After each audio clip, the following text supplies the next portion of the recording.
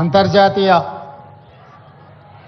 మాదక ద్రవ్యాల నియంత్రణ దినోత్సవ కార్యక్రమానికి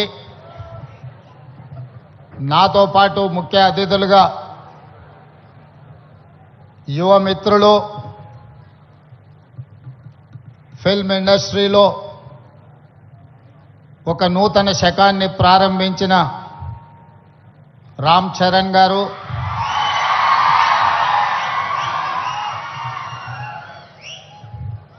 అదేవిధంగా ఏ బ్యాక్గ్రౌండ్ మూవీ ఇండస్ట్రీలో లేకపోయినా కష్టపడితే రాణించవచ్చు అని నిరూపించిన మరో యువమిత్రులు విజయ్ దేవరకొండ గారు,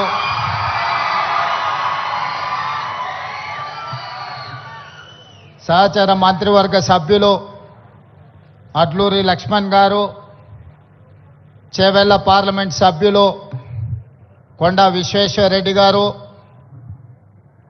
రాజ్యసభ సభ్యులు Anil Kumar Yadav garu, film development corporation chairman Venkataramana Reddy, మనందరం గౌరవంగా పిలుచుకునే దిల్ రాజు గారు, అదేవిధంగా Telangana police department DGP Jitender garu, Telangana anti narcotics bureau DG Sandeep Sandilya garu, ఇతర పోలీస్ ఉన్నతాధికారులు,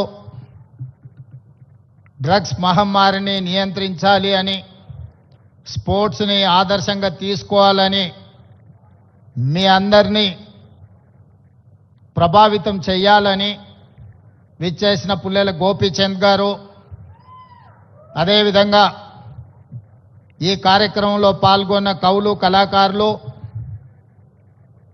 వందలాది మా యువమిత్రులందరికీ కూడా మనస్ఫూర్తిగా తెలంగాణ రాష్ట్ర ముఖ్యమంత్రిగా స్వాగతం పలుకుతున్నా. మిత్రులారా, ఈ ప్రాంతానికి, ఈ ప్రజలకు ఒక గొప్ప చరిత్ర ఉన్నది. ఆనాటి కొమరం భీముడు, రామ్జీ గోండు నుంచి మొదలు పెడితే మలితరం తెలంగాణ ఉద్యమంలో నిజాంలకు, రజాకర్లకు వ్యతిరేకంగా పోరాటం చేసిన చాకలి ఐలమ్మ, దొడ్డి కొమరయ్య, అదేవిధంగా సర్దార్ సర్వాయి పాపన్న గౌడ్ లాంటి పోరాట యోధులు ఈ తెలంగాణ ప్రాంతానికి ఒక స్ఫూర్తి. ఇంతకుముందు అక్కడ ఒక యువమిత్రుడు గుర్తు చేస్తున్నారు, మన్యం వీరుడు అల్లూరి సీతారామరాజు నుంచి మొదలు పెడితే నల్లమల వీరుడు కొమరం భీముడు వరకు ఈ ప్రాంతం ఒకనాడు జల్ జమీన్ జంగల్ కోసం పోరాటం చేస్తే మలితరంలో భూమి కోసం, భుక్తి కోసం, విముక్తి కోసం జరిగిన పోరాటాలు ఈ ప్రాంతంలో ఎక్కడ చూసినా మీకు కనిపిస్తాయి. ఇవాళ మీరు ఎక్కడికి వెళ్ళినా, అది ఆదిలాబాద్ కావచ్చు, వరంగల్ కావచ్చు, నల్లగొండ కావచ్చు, లేదా నల్లమల అడవి కావచ్చు, మన ప్రాంతం, మన ప్రజలు ఒక పోరాటానికి స్ఫూర్తినిచ్చిన వాళ్ళు. ఆ పోరాట స్ఫూర్తి నుంచి వచ్చిన ఉద్యమమే తెలంగాణ ఉద్యమం. ఈ తెలంగాణ ఉద్యమం ఆనాడు విద్యార్థుల నుంచి మొదలై తెలంగాణ రాష్ట్రాన్ని సాధించే వరకు విశ్రమించలేదు.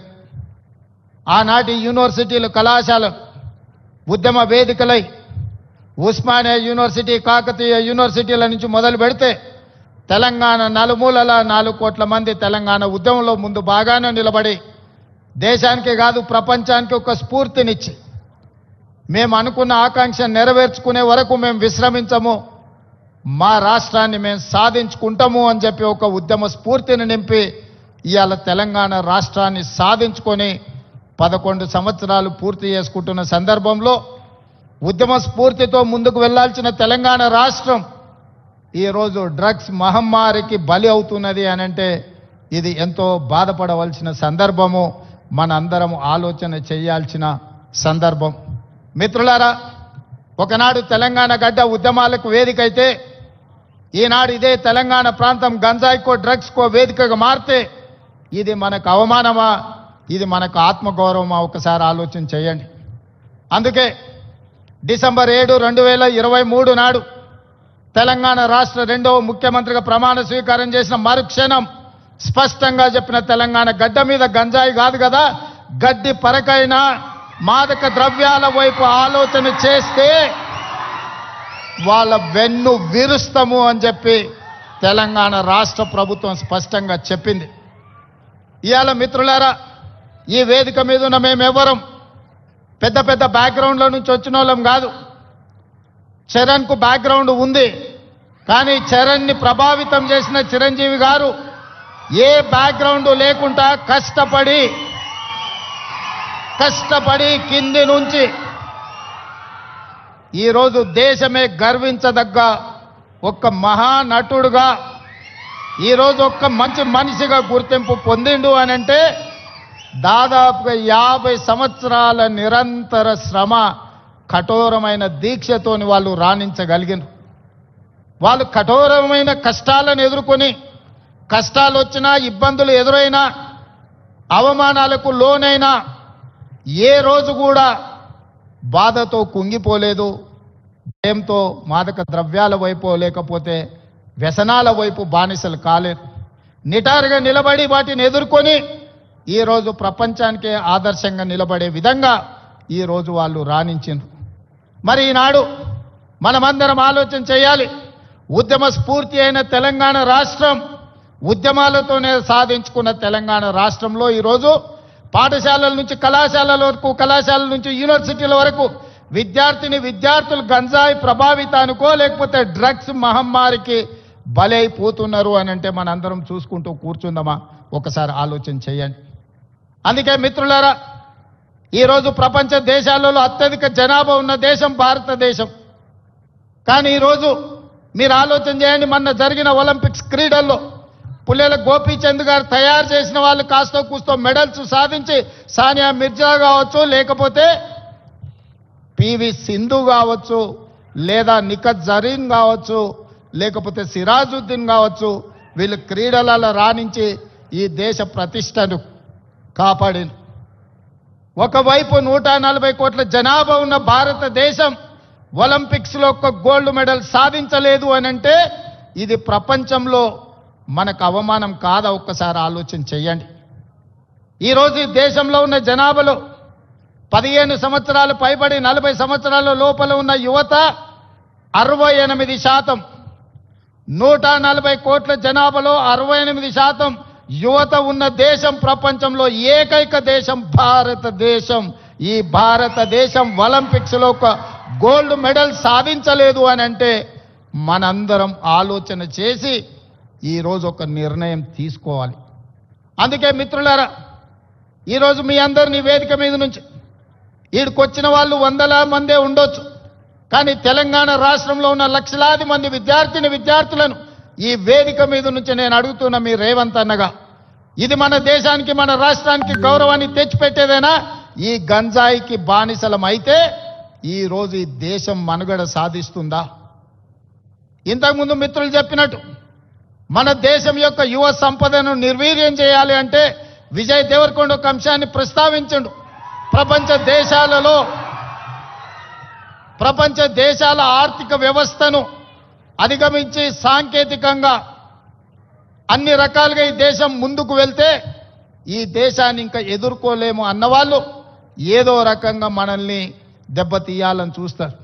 ఆ దెబ్బతీయడానికి ఒకరు యుద్ధం ఎన్నుకోవచ్చు, ఇంకొకరు కోవిడ్ని ఎన్నుకోవచ్చు, ఇంకొకరు గంజాయి లేదా డ్రగ్స్ ఎన్నుకోవచ్చు. శత్రులు ఏమైతే కోరుకుంటున్నారో, ఏ ఆలోచనతో ఈ దేశాన్ని నిర్వీర్యం చేయాలనుకుంటున్నారో అందులో మనం భాగస్వాములం అవుదామా? వాటిని ఎదుర్కొని నిటారుగా నిలబడదామా? ఈరోజు ఆలోచన చేయండి మిత్రులారా. ఇవాళ పంజాబ్, హర్యానా ప్రాంతాలలో, దేశ సరిహద్దు ప్రాంతాలలో దేశ రక్షణకు ఉక్కు కవచంగా నిలబడ్డ పంజాబ్ రాష్ట్రం, పోరాటాలకు దేశ స్వతంత్రంలో అగ్రభాగాన నిలబడ్డ పంజాబ్ ఈరోజు డ్రగ్స్ మహమ్మారిలో కొట్టుకుపోతుంది. ఇవాళ పంజాబ్ రాష్ట్రం నిర్వీర్యమైంది. అక్కడి యువత బానిసలుగా మారి గంజాయికు డ్రగ్స్కు లోనై ఈరోజు ఆ కుటుంబాలు ఈరోజు అంతులేని దుఃఖంలో మునిగి తేలుతున్నారంటే దీనికి కారణాన్ని మనం ఆలోచన చేయాల్సిన అవసరం ఉన్నది. ఇవాళ ఒకనాడు యుద్ధం అంటేనే పంజాబీ వీరులు యుద్ధంలో ముందు బాగానే నిలబడి దేశాన్ని గెలిపించిన వాళ్ళు ఈరోజు మరి అలాంటి వీరులున్న పంజాబ్ రాష్ట్రం నిర్వీర్యం అయిపోయి అక్కడ యువత గంజాయి డ్రగ్స్కి బానిసలు అవుతున్నారు అని అంటే ఇది ఎంత వేగంగా మనల్ని కబలిస్తుందో ఒక్కసారి ఆలోచన చేయండి.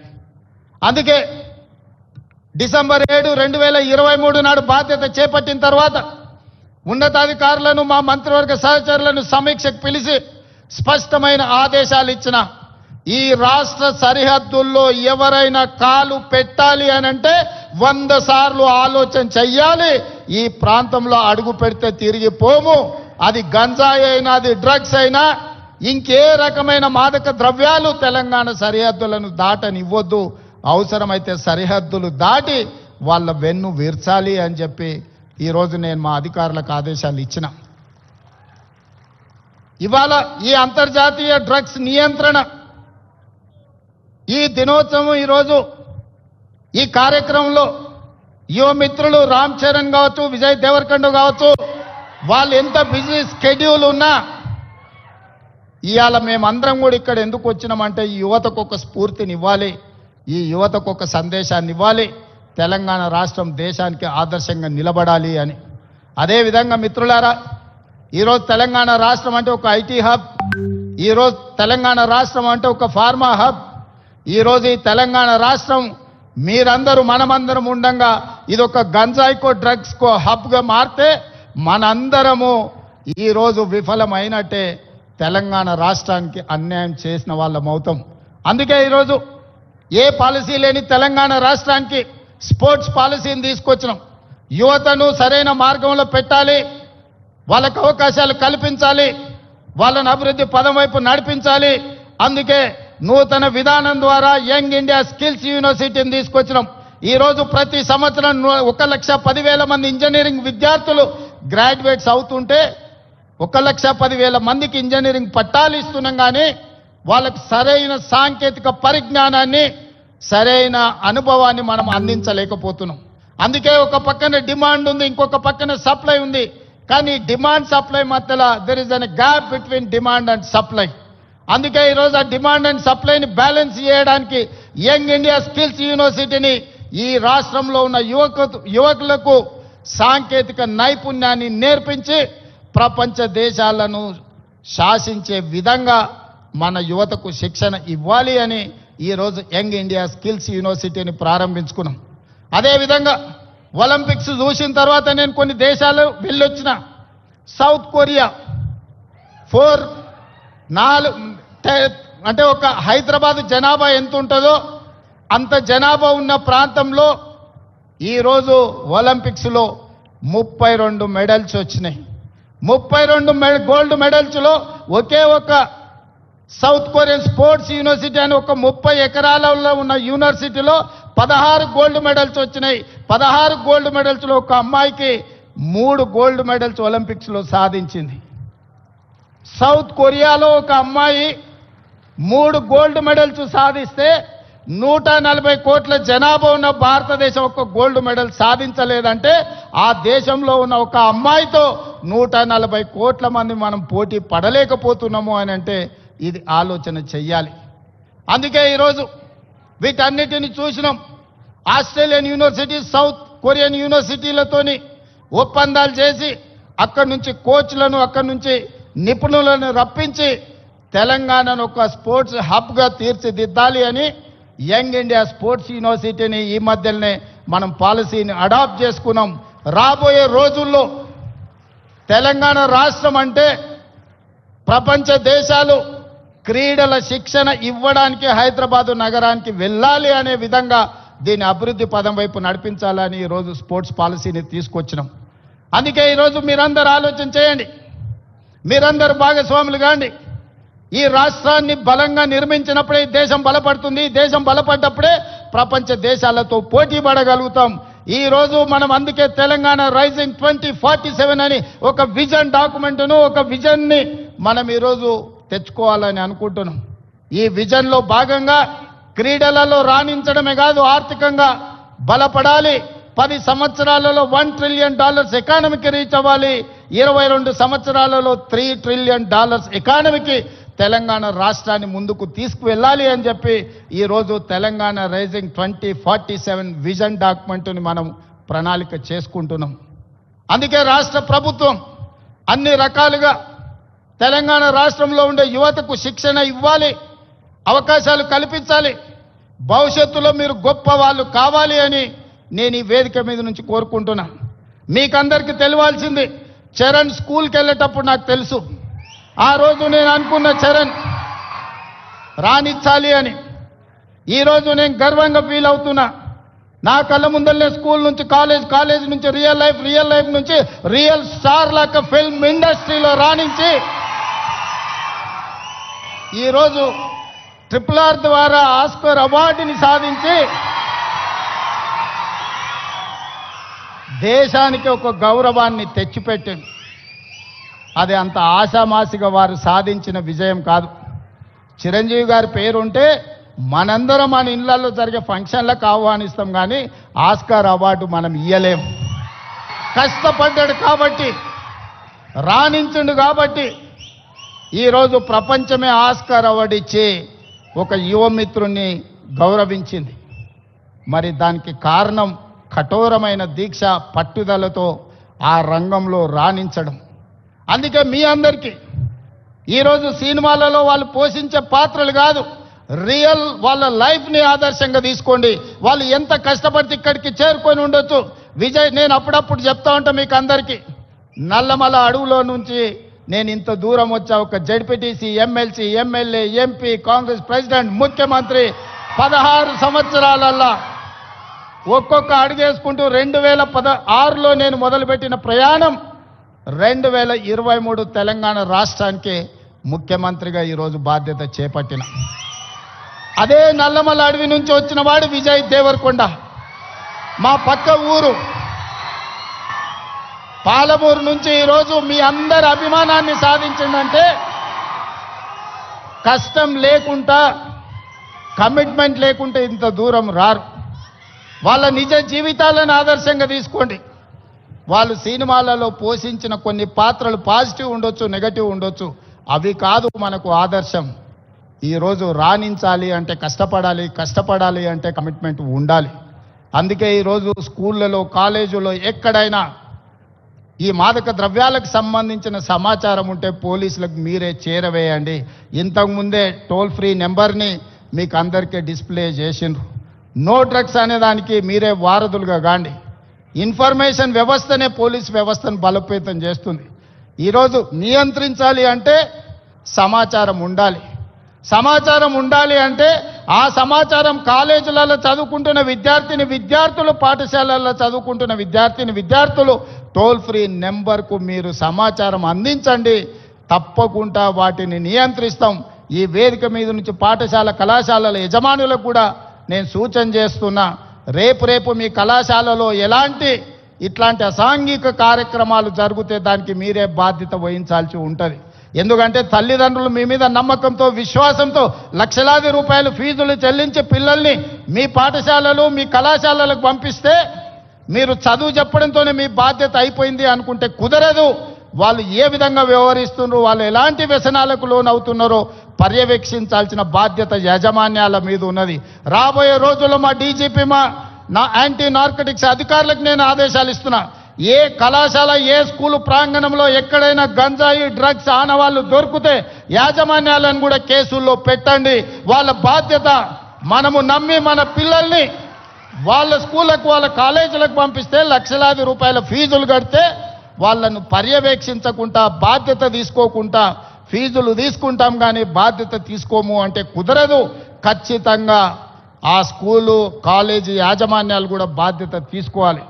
మీరు ఎట్లయితే సైన్స్, మ్యాథమెటిక్స్, ఇంగ్లీష్ చెప్పడానికి టీచర్లను పెట్టుకుంటున్నారో, మీరు ఎట్లయితే స్పోర్ట్స్ కోసం మీరు టీచర్స్ని రిక్రూట్ చేస్తున్నారో, పిల్లల బిహేవియరల్ చేంజెస్ను కూడా గమనించడానికి చైల్డ్ సైకాలజీ అవగాహన ఉన్న వాళ్ళని కూడా, ప్రొఫెషనల్స్ని మీ కాలేజీల్లో, స్కూళ్ళల్లో పెట్టుకోండి. పిల్లల ప్రవర్తనలో మార్పు గమనించాలి. ఎందుకంటే తల్లిదండ్రులు ఉద్యోగము లేకపోతే ఉపాధి పనుల్లో పడి వాళ్ళు సమయం పిల్లలతో కేటాయించలేకపోతున్నారు. అందుకే majority time kids are spending in their schools. So అక్కడనే వాళ్ళని గమనించాలి. వాళ్ళ ప్రవర్తనలో కానీ వాళ్ళ ఆలోచనలో కానీ వాళ్ళ వ్యవహార శైలిలో మార్పును గుర్తించవలసిన బాధ్యత స్కూల్ యాజమాన్యం మీద టీచర్ల మీద ఉన్నది. దయచేసి స్కూల్ యాజమాన్యులకు టీచర్లకు కూడా నా సూచన, మీ బాధ్యత అది, మీ సోషల్ రెస్పాన్సిబిలిటీ. మీరు ఖచ్చితంగా ఈ విషయంలో ప్రత్యేకమైన దృష్టి పెట్టాలి. రాబోయే రోజుల్లో గవర్నమెంట్ నుంచి కూడా నేను కలెక్టర్స్ అండ్ చీఫ్ సెక్రటరీ ఇతర అధికారులకు నేను ఆదేశాలు ఇస్తున్నా.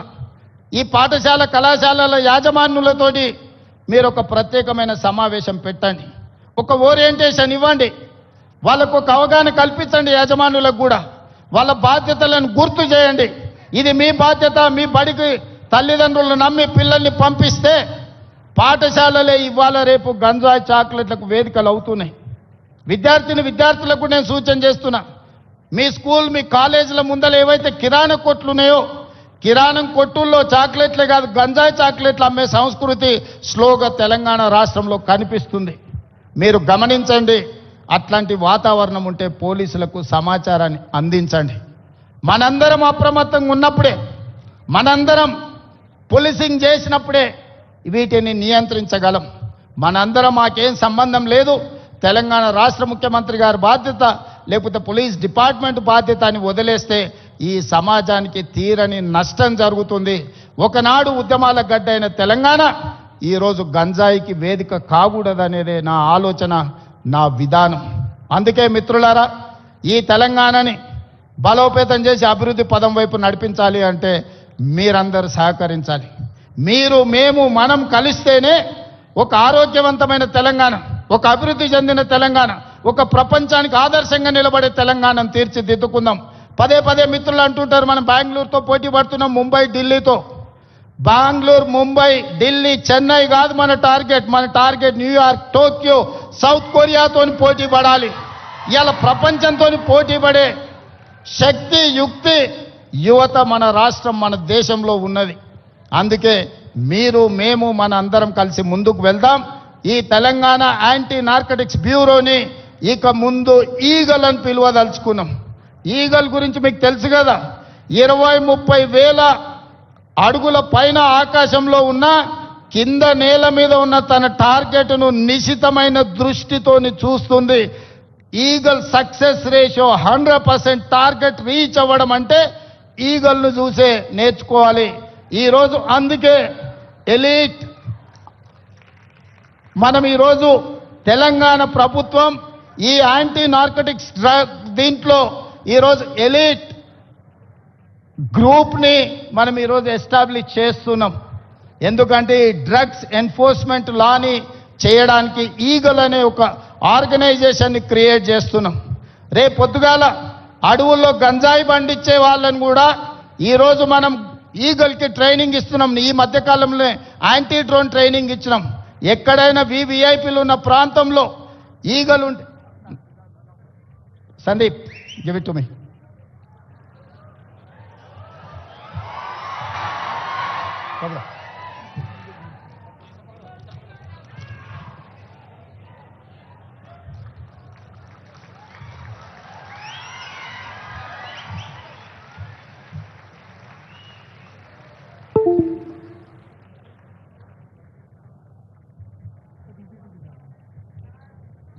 ఓకే. ఈగల్ అంటే elite action group for drugs law enforcement. ఈ రోజు నుంచి ఈ ఆర్గనైజేషన్ పనిచేస్తుంది. ఈ గద్ద మీరు ఎక్కడ గంజాయి పండించినా కనిపెడుతుంది.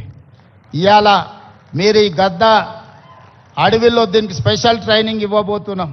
ఎక్కడైనా ఏ పొలాలలో గంజాయి పండించినా ఖచ్చితంగా ఇవి చూస్తాయి. తెలంగాణలో ఉండే 1,50,00,000 ఎకరాల వ్యవసాయ భూముల్లో ఎక్కడైనా గంజాయి మొక్క మొలిస్తే కూడా ఈ డిపార్ట్మెంట్ గుర్తుపడుతుంది. ఈ సరిహద్దులో డ్రగ్స్ ఎవరైనా తీసుకురావాలన్నా ప్రభుత్వం వీటన్నిటిని కూడా నిశితంగా గమనిస్తుంది. అందుకే మిత్రులారా, ఈ కార్యక్రమానికి ప్రత్యేకంగా సమయం కేటాయించి తెలంగాణ రాష్ట్రంలో స్పోర్ట్స్ని ఎంకరేజ్ చేయడానికి మీకు తెలుసు.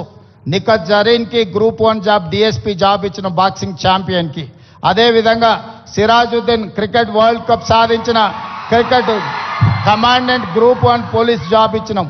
దీప్తి అని పారా ఒలింపిక్స్లో మెడల్ సాధిస్తే గ్రూప్ 2 జాబ్ ఇప్పించినాం. ఇవాళ చదువులో రాణించకపోతే మీరు స్పోర్ట్స్లో రాణించండి, మీకు మంచి మంచి ప్రభుత్వ ఉద్యోగాలు ఇచ్చే బాధ్యత నాది. ఈరోజు మీరు చదువుకుంటేనే ప్రభుత్వంలో గొప్ప వాళ్ళం అవుతాం అనుకోకండి. రాబోయే రోజుల్లో మీకు పొలిటికల్గా కూడా మీకు స్పెషల్ కోటా ఉంటుంది స్పోర్ట్స్లో రాణించిన వాళ్లకు. అందుకే ఈరోజు చదువులో రాణించండి, లేకపోతే క్రీడల్లో ముందుకు రండి. ఏది కాదన్నప్పుడు సామాజిక బాధ్యత తీసుకొని సమాజంలో హీరోలుగా నిలబడండి. మీరందరూ కూడా ఖచ్చితంగా ఈ కార్యక్రమంలో పాల్గొన్న వాళ్ళందరూ వాళ్ళ మిత్రులకు వాళ్ళ కుటుంబ సభ్యులకు ఈ సమాచారాన్ని చేరవేస్తారని, చేరవేయాలని ఈరోజు నేను కోరుకుంటున్నా. ఈ కార్యక్రమంలో ఇంత సమయం ఇచ్చి పాల్గొన్న ప్రతి ఒక్కరికి మనస్ఫూర్తిగా ధన్యవాదాలు తెలియజేస్తూ సెలవు తీసుకుంటున్న మిత్రులారా.